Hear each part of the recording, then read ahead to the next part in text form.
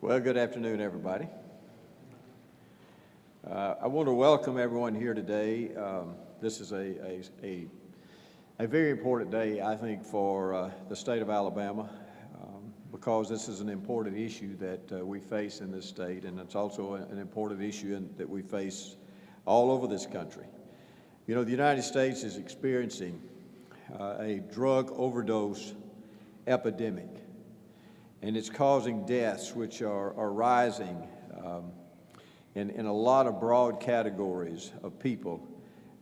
More than 3 out of 5 drug overdose deaths involve opioids.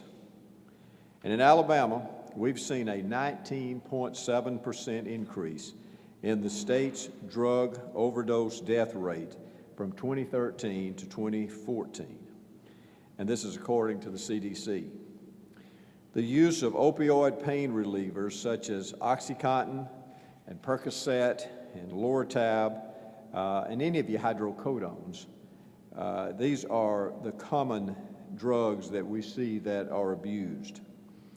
In the United States, there are 227 million opioid prescriptions that are issued in this past year, that were issued in this past year. And in Alabama, there were 5.8 million prescriptions that were issued this last year. That equals to 1.2 prescriptions per person. This is why that I am signing today Executive Order number 27. It's to create the Alabama Council on Opioid Misuse and Addiction. And joining me today is Dr. Tom Miller, and he's our state health officer, and also Jim Perdue, who is our commissioner for the Department of Mental Health. They will serve as our co-chairs for this council. Also, we have Sarah Harkless. Sarah's with us here today. Also, she's the director of our Substance Abuse Treatment and Development for the Department of Mental Health. Sarah is a leading expert and certainly one of our experts here in the state, and she has been involved with our National Governors Association Learning Lab team. This team is really concentrating on reducing the reduction of the overdose deaths that we are seeing occurring here in this state and in our country. This council will study the state's current opioid crisis, and I hope and want them to identify a set of strategies to help me reduce the opioid-related deaths in the state of Alabama. The council will develop and submit a strategic plan to me. It'll have recommendations for policy and for regulation and possibly for legislative actions. Prevention, treatment, and recovery support services for substance abuse disorders that really are so important in this state, and so we've got to have changes to make sure that we can lower this. In 2013, the Alabama legislature sent me 5 bills. We've actually been working on this ever since I've been governor. We have signed bills into law, and we've tried to reduce the amount of drug abuse in this state. Unfortunately, it's still at an epidemic proportion. Many people will be involved in fighting this abuse, and we're going to work together to try to solve this problem. We owe it to our citizens to try to protect them, and we need to all work together, whether it's prescribers, whether it's patients. We need to all work together to try to come up with some ways to reduce this really problem that we have in the state of Alabama. Now I want to invite Dr. Tom Miller to come and speak, and then Jim Perdue will have a few words, and then I will sign my executive order. Excuse me. Thank you, Governor.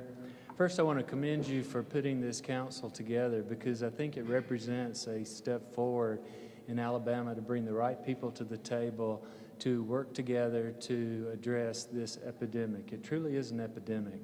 You've heard some of the statistics that the governor shared, and those are all on a trajectory that's going in the wrong direction. And this really affects lives at all levels. Not only does it affect the individuals, but their friends, their family, their work setting. It in particular plays out in our newborn babies with neonatal abstinence syndrome. As we see those babies being born to moms who use these drugs during the pregnancy and have extended stays in the intensive care units, the neonatal intensive care units undergoing withdrawal, that really brings home how challenging this issue is to get our arms around. And yet, at the same time, while different agencies and different groups have been working to address the epidemic in different ways, bringing them together to leverage the activities and to form the stronger partnerships that are going to be necessary is a critical step in terms of moving forward. So again, I think that this is charting a course, setting into place with the right players, a move that's going to make a difference for Alabama and stem the tide and hopefully reverse it in terms of the crisis that's facing us today. So with that, I'm going to turn to my fellow chair of the newly formed council, Commissioner Perdue.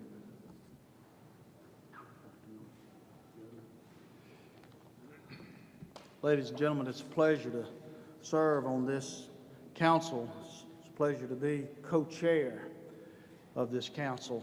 When 44 people in the United States are dying every day due to opioid addictions, when 500,000 people have died since the turn of the century in this nation, and when Alabama is treating only about 10% of those people with addictions, it's time for us to take action. And so I want to applaud the governor for providing the leadership to address this issue, to creating this council, and I look forward to treating these people. And let's get them back into society. Let's attack the problem. Let's take care of it. So Dr. Miller, Governor, Ms. Harkless, thank you for letting me be a part of this, and I look forward to the positive results that this council will create. Thank you.